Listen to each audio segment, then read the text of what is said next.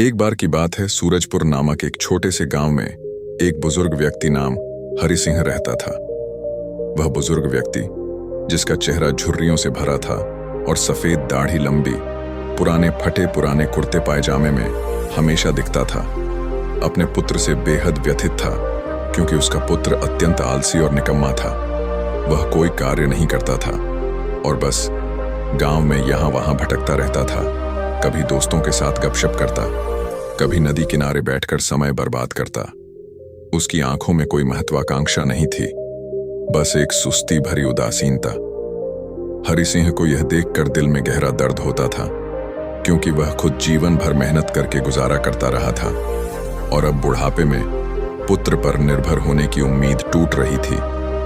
तो एक दिन उस बुजुर्ग व्यक्ति ने अपने पुत्र को जीवन का सबक सिखाने का निर्णय लिया। उसने अपने पुत्र को अपने निकट बुलाया, जो उस समय घर के आंगन में लेटा हुआ था, और उससे कहा कि बेटा, घर के भीतर अलमारी में एक पुरानी घड़ी रखी हुई है जो मेरे दादाजी की निशानी है, तुम उसे निकाल कर लाओ। लड़का, जिसका नाम रामू था, थोड़ी अनिच्छा से उठा, घर के भीतर गया और उस घड़ी को बाहर निकाल कर लाया। घड़ी पुरानी थी, लेकिन उसकी टिक टिक की आवाज अभी भी साफ थी, जैसे समय की अनंत धारा का प्रतीक। फिर उसके पिता ने उससे कहा कि अब तुम एक कार्य करो, इस घड़ी को अपने साथ बाजार में लेकर जाओ और जितने लोग भी तुम्हें मिले, सबसे तुम इस घड़ी की कीमत पूछ कर आना। रामू को यह काम अजीब लगा, लेकिन पिता की आज्ञा मानकर वह घड़ी लेकर बाजार की ओर चल पड़ा। अब वो लड़का उस घड़ी को लेकर बाजार में चला गया, जहां दुकानें रंग बिरंगी वस्तुओं से सजी हुई थीं और लोग व्यस्तता में डूबे हुए थे। उसने बाजार में सभी लोगों से उस घड़ी की कीमत पूछी। पहले एक फल विक्रेता से, जिसने कहा 500 रुपए, फिर एक कपड़े के व्यापारी से, जिसने 1000 बोला, तो किसी जौहरी ने 800 बताया। सभी लोगों ने उस लड़के को उस घड़ी की कीमत अलग अलग बताई और कई लोगों ने एक जैसी, जैसे 700 या 900। कुछ ने हंसकर कहा कि यह तो पुरानी है, ज्यादा नहीं मिलेगी, जबकि कुछ ने उसकी एंटीक वैल्यू देखकर ज्यादा कीमत लगाई। रामू थक कर लेकिन उत्सुकता से भरा अपने पिता के पास वापस आया और उसने उनसे कहा कि पिताजी, सभी लोगों ने इस घड़ी की कीमत अपने हिसाब से बताई।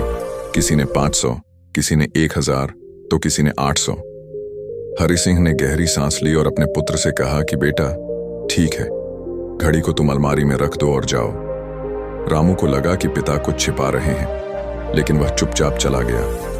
अब अगले दिन फिर से उस बुजुर्ग व्यक्ति ने अपने पुत्र को अपने पास बुलाया। सुबह की पहली किरणों में जब गांव अभी जाग रहा था और उसे फिर से अलमारी से घड़ी लाने को कहा, लड़का फिर जाता है, अलमारी खोलता है, जहां धूल भरी किताबें और पुरानी चीजें रखी थीं, और घड़ी निकाल कर लाता है। और अब उस बुजुर्ग व्यक्ति ने अपने पुत्र से कहा कि बेटा, जाओ और आज तुम इस घड़ी के अंदर जो समय चल रहा है उसकी कीमत पूछ कर आओ। रामू स्तब्ध रह गया, उसके मन में उथल पुथल मच गई। समय की कीमत, यह क्या मजाक है? लड़के को समझ नहीं आ रहा था कि उसके पिताजी उससे क्या करवाना चाह रहे हैं। वह दुखी मन से सिर झुकाकर फिर से घड़ी को लेकर बाजार में चला जाता है, जहां कल की तरह ही हलचल थी, लेकिन आज उसका दिल भारी था।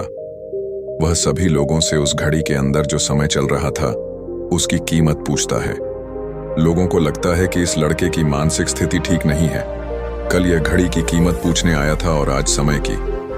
बहुत से लोगों ने उसे भगा दिया, कहकर जा पागल कहीं का, और कुछ लोग उस पर हंसने लगे, जोर जोर से ठहाके लगाते हुए। रामू का चेहरा लाल हो गया, आंखों में अपमान के आंसू छलक आए, लेकिन वह हार नहीं माना।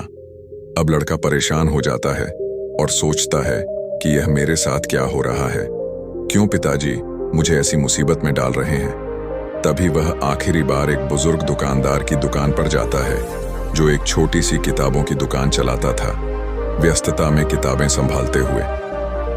वह बुजुर्ग दुकानदार बहुत व्यस्त था, उसका चेहरा भी झुर्रियों वाला, सफेद बाल और साधारण धोती कुर्ता, लेकिन आंखों में ज्ञान की चमक।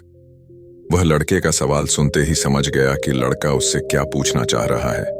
उस बुजुर्ग दुकानदार ने अपना कुछ समय निकालकर दुकान का काम रोककर लड़के से कहा, बेटा, यह जो समय है ना, जिसकी तुम कीमत पूछ रहे हो, इसकी कोई कीमत नहीं लगा सकता है। तुम करोड़ों रुपए देकर भी अपनी जिंदगी का एक सेकंड वापस नहीं ला सकते हो।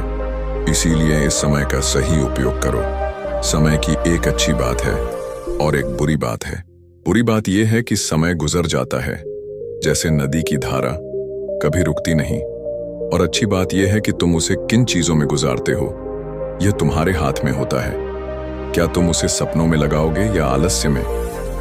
सभी के पास दिन में 24 घंटे होते हैं, अमीर के पास भी और गरीब के पास भी। बस यह तुम्हारे हाथ में है कि तुम उस समय से क्या नया कर सकते हो। एक नई शुरुआत, एक नया हुनर, या बस व्यर्थ की बातें। तो अपने एक एक पल का हिसाब रखो कि तुम उन्हें किन चीजों में उड़ा रहे हो, क्योंकि हर पल एक अवसर है जो कभी लौट कर नहीं आता। उस बुजुर्ग दुकानदार की बात सुनकर उस लड़के की आंखें खुल सी गईं, मानो अंधेरे से उजाले में आ गया हो। उसके दिल में पछतावा का तूफान उठा, लेकिन साथ ही एक नई चमक, एक नई ऊर्जा। और फिर वह अपने पिताजी के पास उस घड़ी को लेकर गया, आंसुओं से भरी आंखों से उन्हें सारी बात बताई। और उस दिन के बाद से उस लड़के की जिंदगी बदल गई। वह मेहनती हो गया, गांव में काम करने लगा और समय की कद्र करने लगा। दोस्तों, कहते हैं कि समय सबके लिए फ्री है, लेकिन वह प्राइसलेस है, वह कीमती है। जैसे हीरा जो चमकता है लेकिन पकड़ में नहीं आता। तुम उसे खरीद नहीं सकते, लेकिन तुम उसे इस्तेमाल कर सकते हो हर सांस में। तुम उसे रख नहीं सकते हो, लेकिन तुम उसे स्पेंड कर सकते हो बुद्धिमानी से। और अगर एक बार तुम इसे गंवा देते हो तो तुम इसे कभी भी वापस नहीं पा सकते हो। जैसे खोया हुआ बचपन। तो अपने समय का सही उपयोग करो। इस कहानी से सीख लो कि जीवन की हर सांस अनमोल है, उसे व्यर्थ न गंवाओ। हर पल में अर्थ खोजो, हर क्षण में विकास करो, क्योंकि समय की धारा कभी रुकती नहीं, लेकिन तुम उसमें क्या डुबोते हो वह तुम्हारी किस्मत तय करती है। याद रखो, कल का वादा नहीं है, आज ही जियो। तो अब से अपने हर पल को गिनो, उसे प्यार से जियो और कभी पछतावा ना होने दो, क्योंकि समय बीतने के बाद सिर्फ यादें रह जाती हैं, अच्छी या बुरी। चुनाव तुम्हारा है। और अगर तुम्हें यह लगे कि जीवन में मोहब्बत, रहस्य या इंसाफ की कमी है, तो समय ही वह कुंजी है जो सब खोल देगा। बस उसे सही दिशा दो। दोस्तों, अगर आपको कहानी पसंद आई हो तो वीडियो को लाइक करो और चैनल को सब्सक्राइब करें। जल्दी मिलते हैं एक नई कहानी में।